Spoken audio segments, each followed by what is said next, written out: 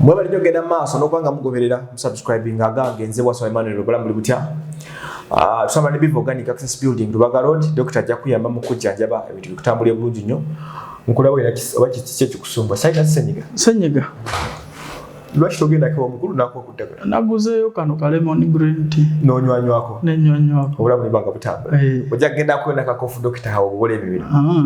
Olina okukubeera wamugamba omukulu nti nakkiraya nti we namugamba nangamba ajja mukolako lwagenda omumiitinga nakirina mu ndowooza ekyo bulungi era ali musanyufu nnyo ku kyeyawulira waliwo omukulu amuwagidde ennyo erugazaawo bamuyita maama piisi oyo yennyini nga wagidde Bivu Organic amutegeera sebo oba oliawo nga nti kayanja oba ova Kampala ngule ka lemon green tea alina obuntu bungi obulala hibiscus ki byonna ebyo ffe twakula sebo tubiraba mu firiji leka tyomaye emyaka okuva nga ndi muto paka kati nti maama piisi awagira Bivu Organic era ajagala omukulu amutuukira okubako kyamuwaayo kituufu weewaawo tulina ne brands bakwambala batwambaza engoye ennungi obukosoza kivava kirasi yeeyo kakati kitalo nnyo ekyomukulu yatufaako kitalo ddala twafiirwa minisita sipiika w'eggwanga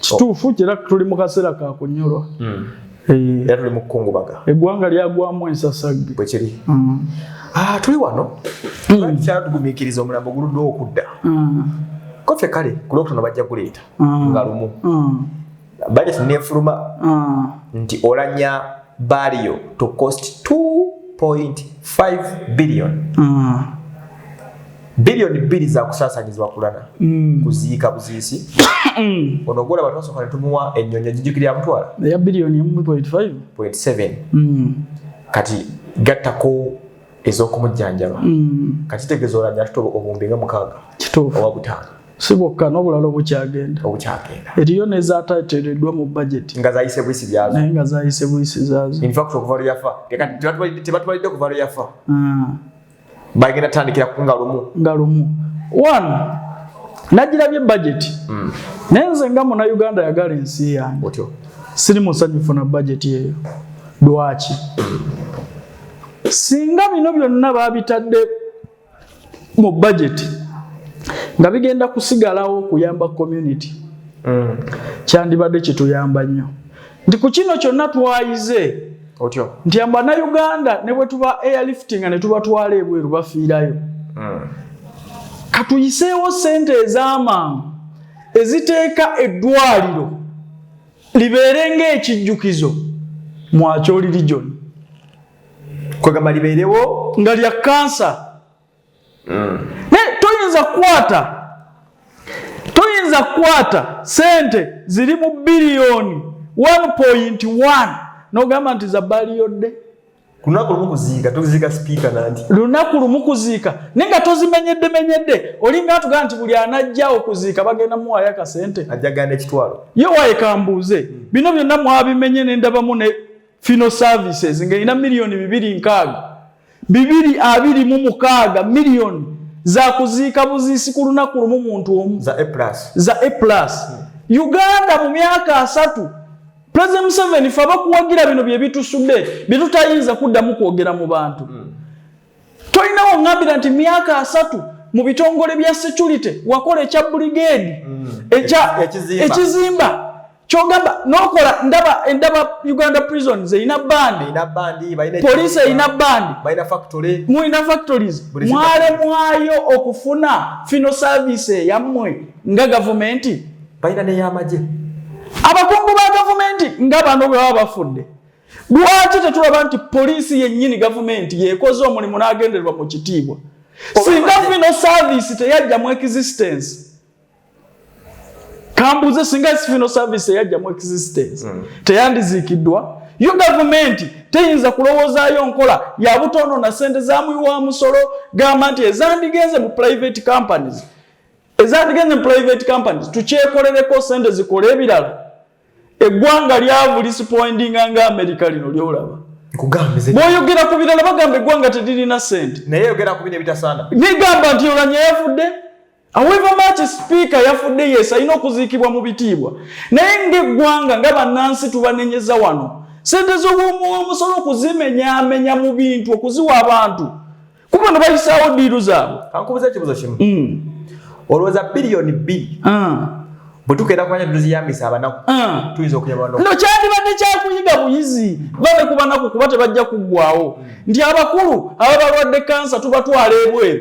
Yes, temusobola kukola matwaliro gatuuka nageebweru ne wabeewo ebijjukizo ebisookerwako nti sipiika agenze babadde bagenze kukola ki eggwanga libe mativu nti tuyize ku kino kawabeewo eddwaliro at least erijjanjaba kansa kookolo erijjanjaba kookolo at least stage 1 mwakyoli baleme kujjanga bantu eyo ate kubaleeta mulago. Bino byetunenyiza mukama waffe Muzeeyi Museveni nti tukuwagidde tukubidde ekikopo ne bino naffe tetulina bwe tuyinza kubinnyonnyola abantu. Otandika otogamba abantu nti finance committee kyeki muli kukukungubaga oba muli mukola ssente. Finance committee eri mu miliyoni 248.7 miliyoni. Ezo sizaakukola kintu kirala kyonna wabula kutuula kutegeka wabula abazze okwogerako nti ku nsonga zino n'avaawo balina budget era bateeseza nawe bagenda ozigabana. Akakiiko kayinza okuba kaliko abantu nga 10 oba abantu 8 ne bamanyi nti ku miliyoni 248.7 balinako omugabe bwe guti muzze kolera ku mulambo gw'Oulanyah. Wano Oulanyah bukyanga afa bayiiya eggwanga lyonna mwagala kulibba bubbi. Kyetugamba gavumenti mwe temuli kale bantu ba bulijjo be babirimu mwe temulina kungubaga kwonna bema tikano kaseera twafiiriddwa nnyo omuntu waffe obadde twakaalinga dda koski omuntu n'agenda ebweru ataasibwa obulamu bwe biba bigaanye tetulina ngeri gye tuyinza tuwumbawumba tulina kwongera kwonoona kubba bubbi kuba ngamba otya nti financial committee kuliko omwavu agituulako mwe temusobola kukungubagana mugamba katukolere ku ggwanga katukole ku lwa muganda waffe yafudde naye buli kimu kyonna mukolera ssente ng'abatali employed mu gavumenti eno mulinga batasasulwa kubanga era bw'obatunuulira bali kakiiko kano bava mu ministries ez'enjawulo mitwe giri wali ne galubindi tezikyabatuuka z'abanyigadda muno balina ebifo ne teri ayinza kulumirirwa n'agamba nti omuntu yafudde katukoleko ku bulungi bwansi buli omu azze n'ekisawo kubba. Waliwo gavumenti abagenda otuula kakiiko kano kugwe beetagulira mafuta buli omu emugulira. Muzeeyi Museveni bino bye byonoonye gavumenti yo. Nze nkubuulira amazima omunaku agenda mu ddwaliro nti teri panado bw'atunuulira nti financial committee eri mu ssente bweziti alowooza eki okuteesa obuteesa omuntu anaaziikibwa atya okutesa program wate mulambe temukuwa family bwe mbate mugisobola ne gweziikira kyemulowooza family y'Oulanyah eri bubi nnyo teyinza kuziika Oulanyah mu kitiibwa mwagwa. Era fino service sente zino zegamba zekyajinga gavumenti zeyinza okukyajinga family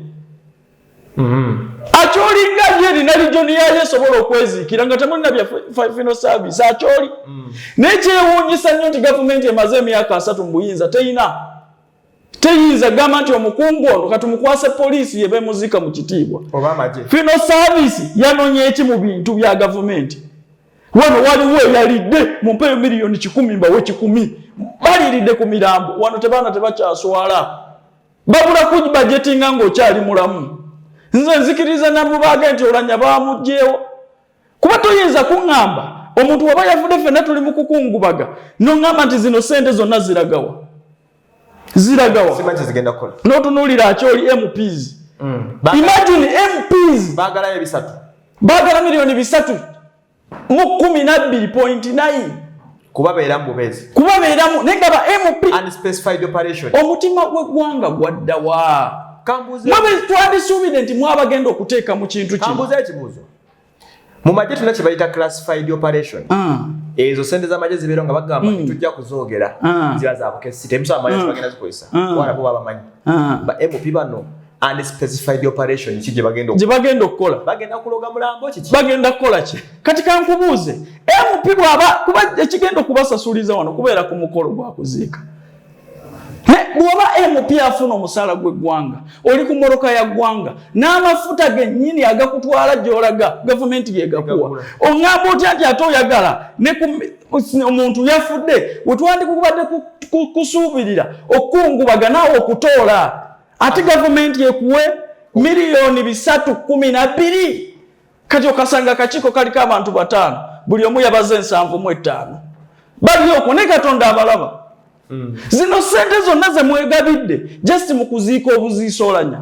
Okimanyi bulungi nti bwe tuzigatta wano zisobola okukolera abantu ekyamakulu. Ekyaddala. Amalwaliro gali eyo galinga ebizaaliro by'ebwa. Muzaata yafa bibagambye wano. Gye gali temuli ddagala. MP n'otuula kakiiko olw'okuba kagenda kuggyako miliyoni 312 ng'oli MP. Mpulira. Sente zino bwe tuzidaivatinga ne tuzizza mu malwaliro tegakola ekyenjawulo mu bantu. Bantu bali eyo bazimbye bagenda kufa kansa. Naye olw'okuba mu ddwaliro yeetaaga sente zimulongoosa z'atalina. Omuntu ajja mu maaso go ng'agala emitwalo aga. Akyusa obulamu. Okitegeera? Sente meka zikyusa obulamu bw'abantu. Bantu bafudde wano mpeke ya Panado. Bafudde nga bazaala poor care services mu malwaliro. Ebikolwa tebiriiyo. Minisita Nabanja yagenda mu ddwaliro ne bagamutunuulira ne bugata tulina bikola. N'aswala n'okuswala. N'aleka ng'abiguze ku sente ze. Ku sente ze. Kati maama Prime Minister sente zino bwe mugenda zi-issuinga okukola bino teziyinza kuyamba kusevinga bulamu bw'abalamu. Naye kye neebuuza ono zange ofuluma. Lwaki wali ku issuing y'okuzimba amalwaliro tezifuluma? Tezifuluma. Kuba zino ze batuzoogerako zaafulumye edda. Biliyoni 2.5 mumanyi kye zisobola okukola. Olw'okuba bo bennyini be bagenda ozirya ezo zifuluma. Ne bagamba okuzimba eddwaliro lya biliyoni 1 olabe. Nene nnyo. Nene nnyo lya miliyoni 5. Bagamba essomero lya miliyoni 15 lyokka. Olabe. N'otunuulira security. Imagine security. Tulina buli kitongole ky'ebyokwerinda no mu ggwanga. Tulina buli kitongole byakwerinda.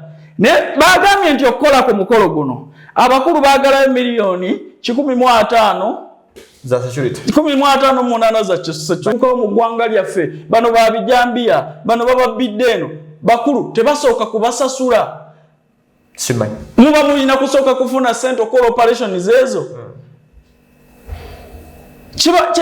Security yaki? Kukuuma tugenda kukuuma morning session yo n'okuva mu lambole kudda wano. Singa baabagambye nti Bobi Wine wakujja mu Kampala muno sente bandizisabye. Ate basaba zaki? Lwaki mu byobufuzi bateekawo? Babayungulirawo ku bwereere. Ne lukoya. Ne budget togiraba nako. Naye balinde mu bintu nga bino. So bino mulimu kweswaza nga government. Mugenda kufubulwa aboogerera. Bino byolaba bye bibagobya n'abantu bammwe ku kuziika abalala. Kikulu nnyo. Bwe tulowooza nti birala. Bino bye biboozezza NRM ne bababoola buli wamu. Toyinza kuŋŋamba security y'eggwanga buli mwaka tugiwa budget ne wano wennyini erinawo sente. Tugiweeyo. Na wano tugiweeyo. Ku corporation iz'okwo abakulu bali mu office atadde wano ne pisito taddeko na wano bwawana ali ku miliyoni 158 ne tuli mu kufiirwa. Singa gabadde masamnyu nandikiriza ne maama wadde Jeno Gundi wadde Brigadier toyinza kulaba nti kano kaseera kannaku gwe mwennyini noddiza ku ggwanga n'otuwayezo okuziika n'abakuuma n'obaweeza okukola kwolwo. Era oyagala eggwanga lijje mu nsawo yaalyo abakuuma n'amafuta ganakutwala n'okutuulako awo bakuweeyo gwe ng'ataakwatiddwako nti twafiiriddwa naawe ojja kufa. Nze nkubuulira naawe ojja kufa. Kati ate kino kiraba bwe babazibaze bwe bati buli mukungu wa gavumenti nga tebazireese bwe bati ati omanyi waliwo olwokola ekintu nekimala nekikutuulamu. Ffe tujja bagamba tukiteekewo nti mugamba muzirina nnyo buli afa mumuteekeko 2.5 bwe mutazireese tetulinnyayo. Buli Munnayuganda yenna afe ng'aliko bajeti y'emu okufuna. Nongamba biliyoni 1.1 biliyoni ekola ku baliyodde ku lunaku tebagispecifyinze nti egenda kukola ki. Omulambo gw'Oulanyah nga gwa bbeeyi. Lwaki abantu baagala nnyo abafudde okusinga abalamu? Anti kye neebuuza kubanga abantu abalamu tebafiibwako mu ggwanga wano. Naye abafudde bafiibwako. Okitegeera bulungi. Omulambo gw'Oulanyah 1.1 biliyoni. Era kye neebuuza amabugo bagendamu agammeka si ga bumbi abiri. Wano balina bataataddewo ng'okuzimba ennyumba ye okugimaliriza n'ebirala. Singa kale singa bamaliriza ennyumba ye nkikiririzaamu kuba ina amaka g'adalesa akoze eki abadde azimbye. Nze kyo nkikkiriza kuba manya society ejjagganyirwamu bamulekwa baganyirwemu n'abaliddawo ne bannamwandu. Abadde aweerera be mbadde mpulira baatugamba badde asasulira abaana 180 school fees. Singa basazeewo ne bagamba nti kale katufunire ka classified budget buli mwana ajabadde asomera kuba badala bidi abana banaku abana uli omuntu musasulire sente naye kye badidde okimanyi kwegamba nti eggwanga lirina amafuta naye ate era tusomereyo n'akasente k'amafuta naye kube bagenda okugulira amafuta banoonyerezeko be baani bavuga nkoni ate balina amafuta nze Kayanja ngenda genda okuziika Oulanyah nagasabyani naye nakye neebuuzaamu kitono emmotoka za A+ katusubire kale zigenda kuziika naye nale zigenda okuwerekera entintini ziyinza okunywa amafuta g'obukadde 10 ku lunaku olwo anti nange kye neebuuza wano wala olugenda e Kampala olunywa amafuta agawera emitwalo ate baani be mugulira amafuta okuziika eggwanga lyandibadde lisomesa abantu omutima gw'eggwanga n'okukungubaga bw'oba Oulanyah omwagala nnyo nga toyinza kuteeka amafuta mu motoka yompa enkoni gye wafuna mu ssente za gavumenti kuziika wano wakyoli nga naffe tuzogeteeka bwe tugenda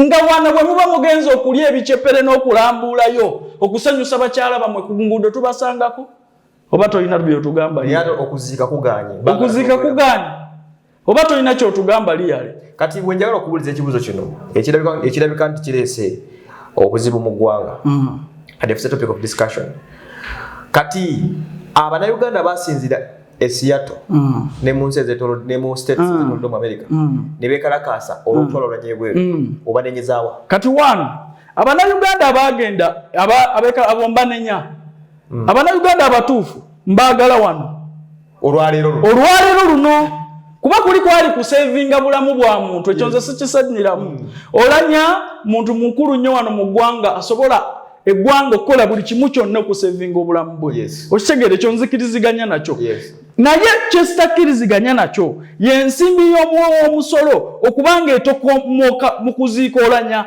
nga ne bagenda okugiwa balina ssente famire zaffe bwe tuba tufudde twekembakemba nga ffe omuntu n'aziikibwa naye tugenda kulaba minisita nga yasasuddwa okujja okuziika Oulanyah ng'ate minisita kufuna buli kimu kyonna kyafuuse kya ssente nkugambye tulina pulobulemu fe abaali balabye ku muzeeyi Museveni naye nga tetuyinza kumudifendinga mu bantu bino bye mukola bye bigenda okutugobya ku bbaali ye Solomons endala oze kutugudaalira maama olw'okuba eri naye wayiziise bakuwa akasente bireeta obukyawe mu bantu toyinza kuŋŋamba nti eggwanga erimaze buyinza emyaka 3 terifunangayo na kitongole kiziika era ssente za muwi w'omusolo zirina okwonooneka baziwe bafino service A+ okitegeera nti ne security yennyini eyaffe betwandigaye nti mwabeere DU mukole wano mukole wali nabo baakusasulwa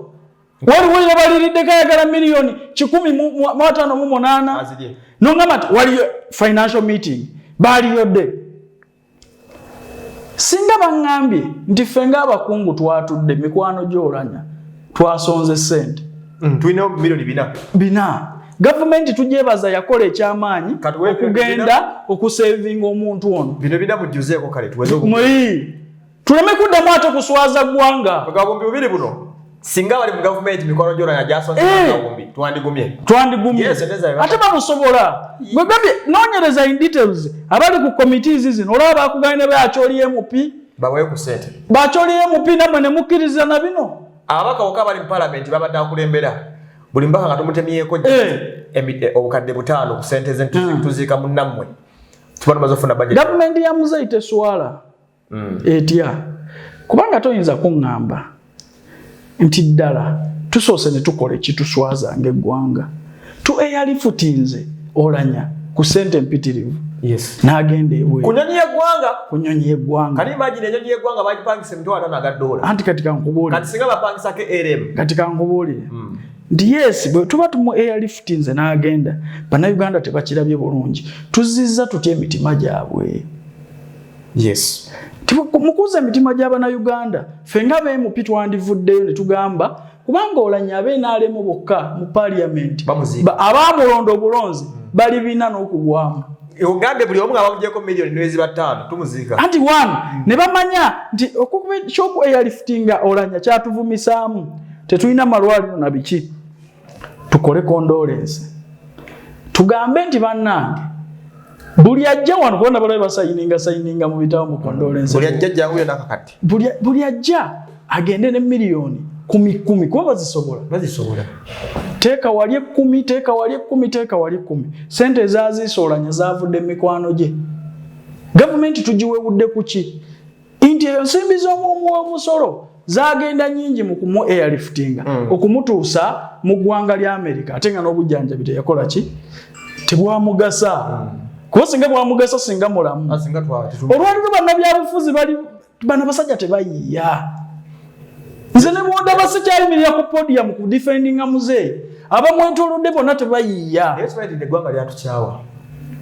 bonna gwe ne bulowooza nti oyogerera bulungi nabo bennyini banoonya kubba bubbi butuyinza kuŋŋa nti beemupi kino tebakiraba public olwaleero eri ku kimu sente nyingi zagenze ez'omuwemusolo sente nyingi ezagenze ez'omuwemusolo ng'oŋŋamba olwaleero nti ate Oulanyah mumwongeramu biliyoni 2 nga ne biliyoni 1 yakubya abantu enduulu at least bandigireese ng'eva mu mikwano gye kuba kino bakisobola twandigumye nga bagagga bazireese mikwano gye bazireese baminisita banne naye ate zonna osobola mu gavumenti kibi nnyo kuba singa sente zino ono yabikoze byonna bino sente zino bwe ziba ziva mu gavumenti nayo yennyini kuba eza security zaaki okyatugamba ku security nga oyiyo gye tuwa budget buli lunaku classified budget okyatugamba ku funeral service myaka 3 tokolangayo kitongole kizika amagye gayina funeral service eyago lwaki tebadivatinga ne bababuulira ekyokukola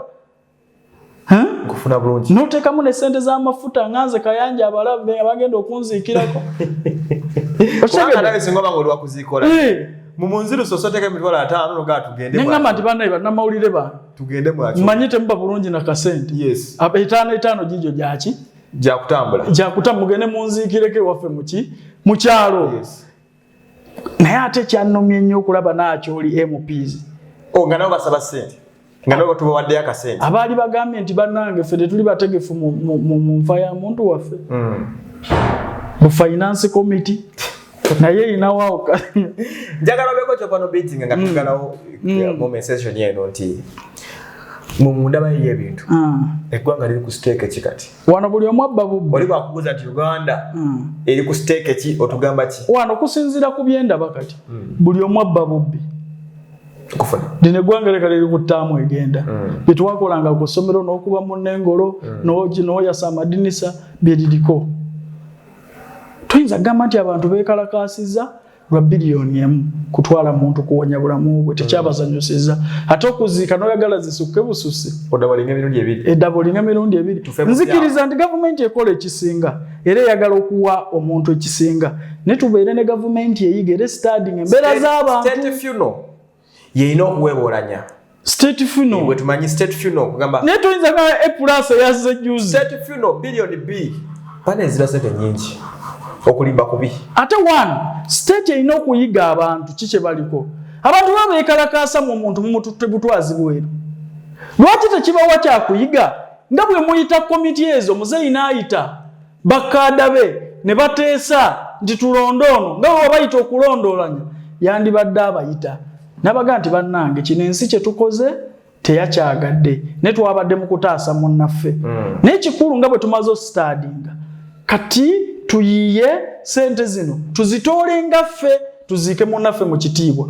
kubanga sente ze mwatoddeko okumutwala zaffe tetwasanyuse ensi neebeera nsanyufu nnyo netugenda ku kiddako wano waliwo abatasomera mu bulungi muzeeyi bintu yino tolinga agamba nti waliwo bamukolera okugwako eyagenda mu ddwaliro ne bamugamba tewali ddagala genda oligula ebbali bw'awulira nti oli ate yafudde n'aziikibwa na ssente bwezi n'abuuza n'ekira nti ate bwe yali agenda eri ekitegeeza bo tebajja mugano